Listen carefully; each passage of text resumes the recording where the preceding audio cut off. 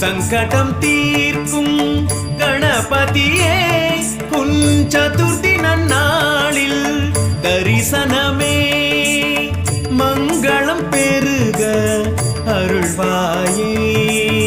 மங்களம் பெருக அருள்வாயே சங்கடஹரனே